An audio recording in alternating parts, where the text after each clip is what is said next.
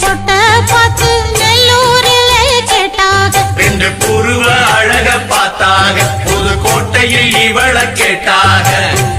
கண்ணழக பார்த்து பார்த்து கண்டவனூரில் கேட்டாக.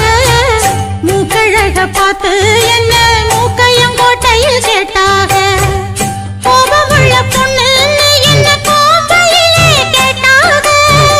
பாசமுள்ள பொண்ணு என்ன பண்ணப்புறத்தில கேட்டாக.